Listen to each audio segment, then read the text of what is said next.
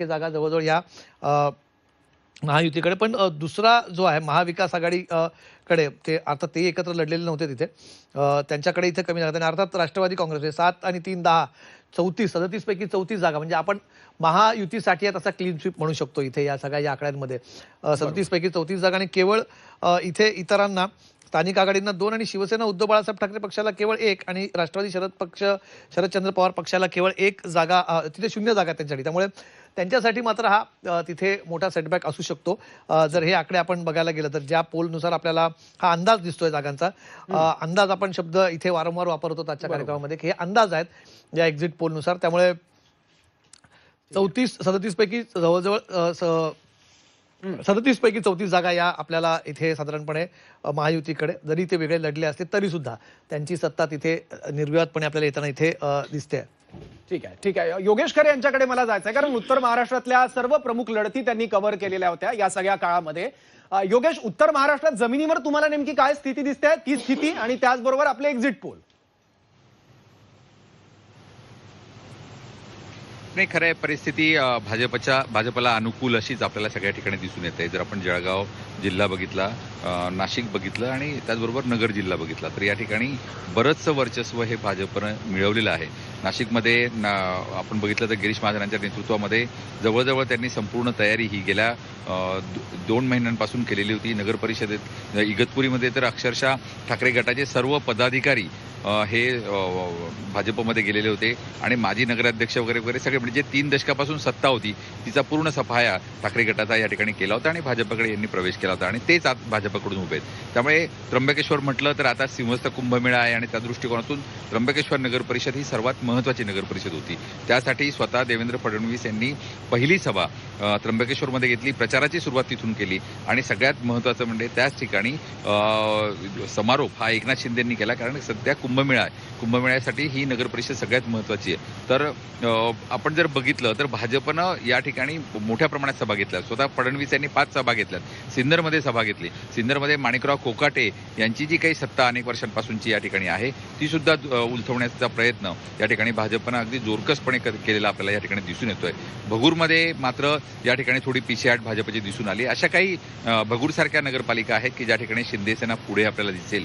मात्र दुसऱ्या बाजूला नाशिकमध्ये असेल, अहिल्यानगरमध्ये, संगमनेरमध्ये पूर्ण प्रयत्न हा या ठिकाणी केला जातोय तांबेंना बाजूला करण्याचा, थोरातांचं जे काही वर्चस्व आहे ते बाजूला हटवण्याचा. विखेंच्या नेतृत्वामध्ये संपूर्ण जो काही परिसर आहे तो पिंजून घेतलेला आहे.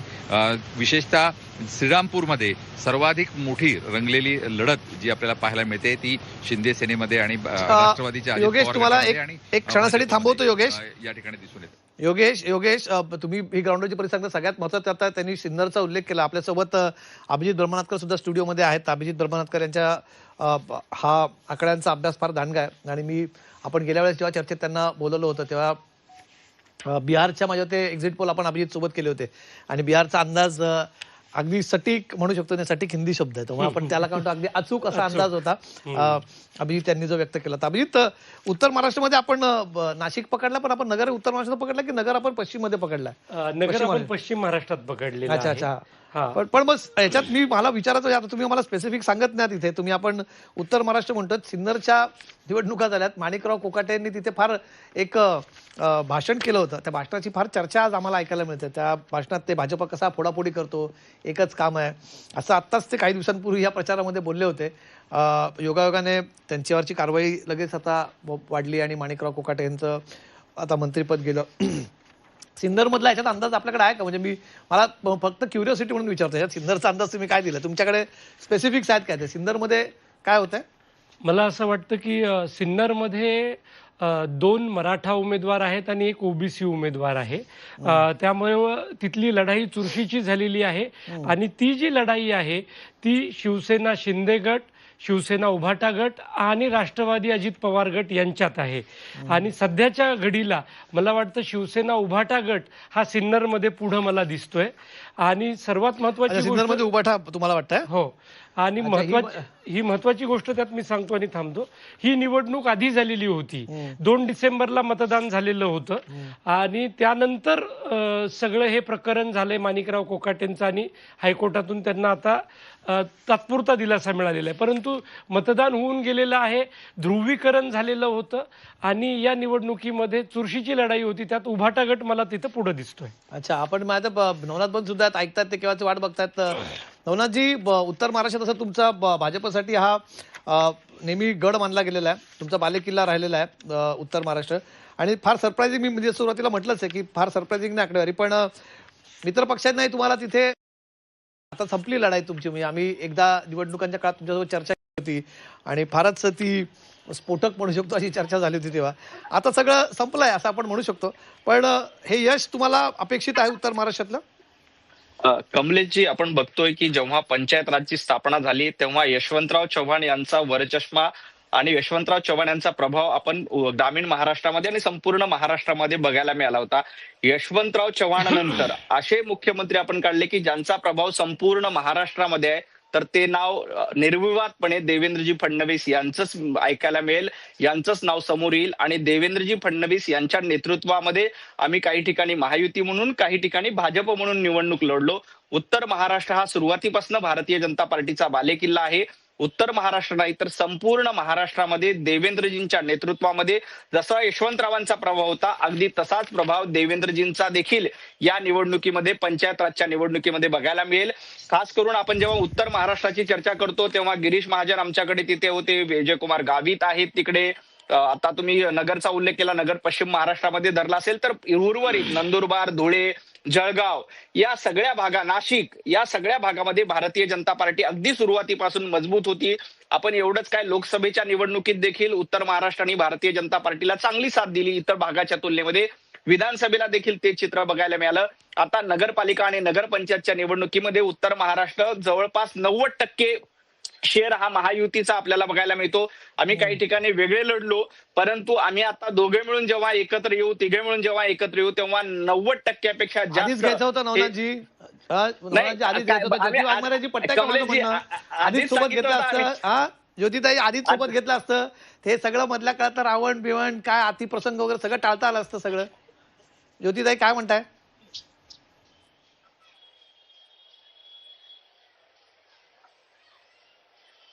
तुम्ही म्यूट आहात ज्योती वाघमारे. हा, आता येतोय. आता येतोय, बोला बोला.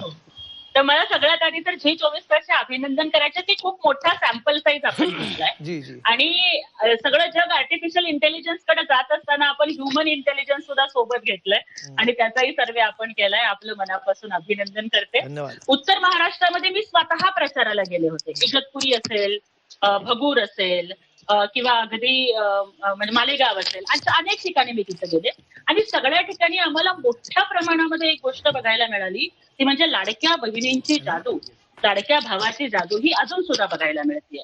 अत्यंत मोठ्या प्रमाणावरती यश आम्हाला इथं बघायला मिळते आणि मला नक्की विश्वास आहे की केवळ 7 नाही तर आकडा अजून वाढू शकतो, कारण शेवटी हे अंदाज आहे.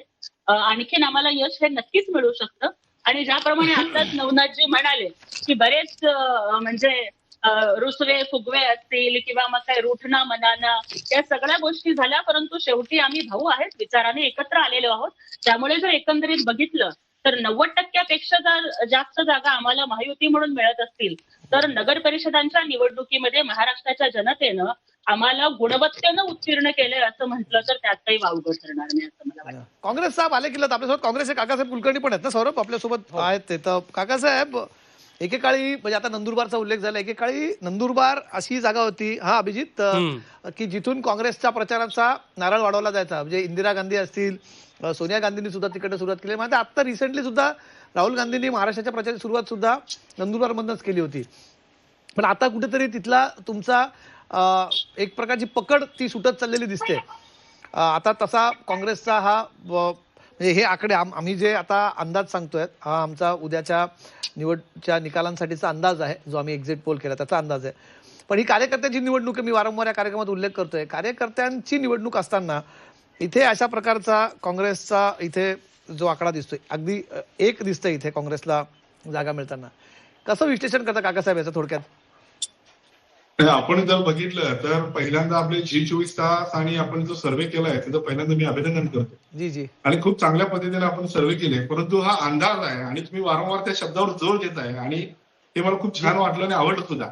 आणि या शब्दावरती हे दोघं खूप खुश होत आहेत, नवनाथजी असतील आणि ज्योतिताई असतील.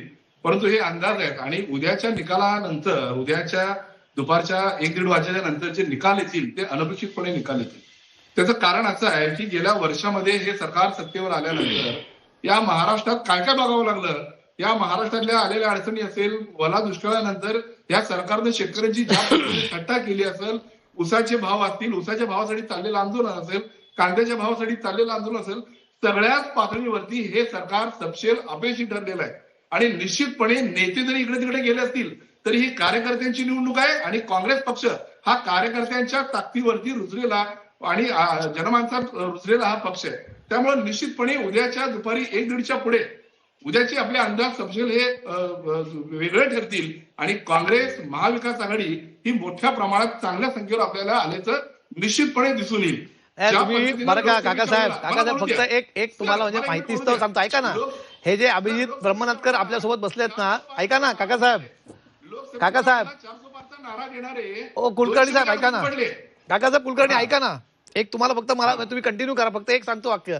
हे जे अभिजित ब्रह्मनाथकर आपल्यासोबत बसले त्यांनी जो अंदाज दिलाय ना बिहारच्या वेळेस, तो अगदी अचूक ठरला होता. आणि त्यांचा फार म्हणजे मी त्यांना अनेक वर्ष ओळखतोय. त्यांचे सर्वे जे येतात आपल्याकडे ते नेहमीच फार अचूक असतात. त्यामुळे फार इथे स्कोप नसेल. म्हणजे तुम्ही म्हणतायत तुमचा अंदाज, तुम्ही म्हणतात की उद्या हे चित्र बदललेलं दिसेल, पण फक्त ओळख करून दिली की हा त्यांचा सर्वे आहे की जो गेल्या वेळेस अगदी अचूक निघाला होता. अभिजितजी सुद्धा आमचे चांगले मित्र आहेत. गेल्या अनेक वर्षापासून आम्ही एकत्र त्या पॅनलवरती आम्ही एकत्र काम सुद्धा केलेलं आहे. परंतु लोकसभेच्या वेळेला 405चा नारा देणारे 200 मध्ये अडकून पडले. त्यामुळे निश्चितपणे उद्या काकासाहेब मी सांगू इच्छितो, काकासाहेब लोकसभेच्या वेळेला देशात मी एकमेव होतो की लोकसभेला भाजप 245 ते 293 मध्ये राहील. माझा आकडा हा पूर्णपणे वेगळा होता. मी लोकसभेलाही बरोबर होतो, महाराष्ट्र विधानसभा, दिल्ली निवडणूक आणि आता बिहारची निवडणूक. आणि तुम्ही पक्षाचा झेंडा बुलंद करतायत याचा मला आनंद आहे. परंतु जमिनीवर मला काँग्रेस प्रचारात दिसली नाही, उमेदवार निवडीमध्ये दिसली नाही आणि ती मतदानातही मला दिसली नाही. म्हणून हे आकडे आलेले आहेत, एवढंच मी सांगू इच्छितो. नाही, निश्चितपणे असं जरी असलं तरी वास्तवता वेगळी आहे. निवडणुका प्रत्येक पक्ष जेव्हा निवडणुकीला सामोरं जातो तेव्हा तो सिरियसली सामोरे जात असतो. हे काही वेळ मारून देण्याचं हे काही हे नाही आहे, कार्यक्रम नाही आहे. त्यामुळे निश्चितपणे काँग्रेस सुद्धा अतिशय सिरियसली आणि जनतेच्या प्रश्नावरती रस्त्यावरती उतरून ज्या पद्धतीने आम्ही निवडणुका लढवल्या, उद्या दुपारी आपल्या सगळ्याला माझी विनंती आहे या पॅनलवरती काकासाहेब आपण उद्या परत बसणार आहोत चर्चेला. उद्या आपण ही चर्चा पुन्हा करायची आहे. तुम्हाला पुन्हा उद्या यायचं आहे. मी दुपारी आहे का आपल्याकडे 1:30च्या पुढे जेव्हा आपण भेटूया तेव्हा तुम्ही सगळे माझं अभिनंदन करा. नक्की आहे माझ्याकडे. पण चर्चा त्यांच्या पण आपण करूया ना चर्चा. उद्या निकाल थोडे लवकर येतील, पण 10ला सुरू होईल माझं काउंटिंग. 10 वाजता सुरू होतंय काउंटिंग. निश्चित 1:30च्या पुढे तुम्ही माझं अभिनंदन करा. एवढं 8ला चालू होते. 10 वाजताचा वेळ बदलला का? 10 वाजता 10ची वेळ. त्यामुळे ते आपल्याला येतील. तुमच्या आपण बघा ना आहे आपल्याला अजून. ऐका काकासाहेब आत्ताशी आपण उत्तर महाराष्ट्रात गावणे एवढंच काँग्रेस उद्या सांगावं, बाकी ठीक आहे. काय तुम्ही पुन्हा सांगा प्रेक्षकांना परत ऐकू द्या. नाही उद्या फक्त त्यांनी ईव्हीएम मुळे भाजप जिंकली, मतचोरीमुळे भाजप जिंकली, बोगस मतांमुळे भाजप जिंकली, पैसे वाटल्यामुळे भाजप जिंकली असे कॅसेट उद्या आदरणीय कुलकर्णी साहेबांनी वाजू नये एवढीच माझी त्यांना विनंती आहे. थांबा एक मिनिट थांबा. ऐका काकासाहेब मला बोलू द्या. काकासाहेब ऐका. पैसे वाटपाचा आरोप काँग्रेस नंतर करेल. आधी तुमचा हा आरोप तुमच्याच मित्रपक्षाने शिवसेनेने केलाय, हे विसरू नका. ज्योती वाघमारे सोबत आहे कणकवलीमध्ये निलेश कॅमेरावरतीच करून दाखवलं होतं. ज्योती वाघमारे ऐकतायत? हो हो. कणकवलीमध्ये निलेश राणे असतील किंवा ह्या सगळ्या लोकांनी केल्या होत्या निवडणुका ह्या पारदर्शक पद्धतीने झाल्या पाहिजेत. पण मला या ठिकाणी एकच सांगायचं आहे की लांब पर्यंत म्हणजे कार्यकर्त्यांना महाविकास आघाडीनं हे पूर्णपणे वाऱ्यावर सोडून दिलेलं होतं. म्हणजे महायुतीचे आमचे नेते माननीय एकनाथजी शिंदे साहेब असतील ते प्रत्येक ठिकाणी जात होते, परंतु महाविकास आघाडीचे सगळे नेते मात्र कार्यकर्त्यांच्या निवडणुकीत लढो हम कपडे संभालते हैं अशा पद्धतीने काठावरती बसून मजा बघत होते. त्यामुळे उद्याच्या पराभवाची त्यांनी पारदर्शक पद्धतीनं त्यांनी एकदा आत्मपरीक्षण करावं आणि मग बोलावं असं मला त्यांना खरं तर वाटतं. नाही मान्य- ठीक आहे आपण आपल्याला अजून 4 सगळे विभाग घेऊया ना, आपल्याकडे खूपच चर्चा करायला अजून 4 विभाग शिल्लक आहेत. माझं सौरभ आताशी काकासाहेब अध्यक्ष सपकाळ साहेब महाराष्ट्र फिरत होते, त्यांनी ते बघितलं नाही मला असं वाटतंय. आणि निश्चितपणे काँग्रेसचे नेते आज आम्ही स्वातंत्र्यापासून आम्ही या देशात सत्तेवर आहोत, ते काय असं आम्ही सत्तेवर होतो ना. कार्यकर्त्यांची ताकद आमच्या बरोबर आहे, आम्ही कार्यकर्त्यांबरोबर आहोत, म्हणून आम्ही एवढी वर्ष देशात सत्ता राबवली. ही कार्यकर्त्यांची जोरावर जनतेच्या जोरावर राबवली ना. काकासाहेब थांबा, चर्चेला खूप वेळ आहे आपल्याला अजून. सगळे आपल्याला अजून विदर्भ आहे, मराठवाडा आहे, पश्चिम महाराष्ट्र आहे आणि कोकणात चर्चा करायची. त्यामुळे खूप आपल्याला विषय खूप आहेत चर्चेचे. एक एक करून जाऊ आपण त्या विषयाकडे. आपलं पुढचं कुठे घेणार आहोत आपण सौरभ आता? आता आपण मराठवाड्यामध्ये जाणार आहोत, कारण हा. एक्झिट पोल नुसार मराठवाड्यातल्या जनतेचा कौल नेमका काय आहे, तिथला अंदाज काय आहे एक्झिट पोल नुसार, तो आता आपण बघणार आहोत. या एक्झिट पोल नुसार मराठवाड्यात सुद्धा भाजप पक्ष आघाडीवर दिसतोय. एक्झिट पोल नुसार भाजपला नेमक्या किती ठिकाणी सत्ता मिळताना दिसतंय ते आपण बघूयात. भाजपची 22 नगर परिषदांवर सत्ता येताना दिसते. राष्ट्रवादी काँग्रेसची 9 ठिकाणी सत्ता येताना दिसते. शिवसेनेची 6 ठिकाणी, शिवसेनेचा 6 नगर परिषदांवर विजयाचा झेंडा फडकताना पाहायला मिळतोय. काँग्रेसची 7 ठिकाणी आणि ठाकरेंच्या सेनेची 3 ठिकाणी. परत एकदा ही आकडेवारी आपण पाहणार आहोत, पण त्यापूर्वी त्यातले ठळक मुद्दे स्क्रीनवर. राष्ट्रवादी 9, शिवसेनेचा 6 नगर परिषदांवर झेंडा फडकू शकतो. काँग्रेस 7, ठाकरेंच्या सेनेची 3 ठिकाणी सत्ता येऊ शकते आणि भाजप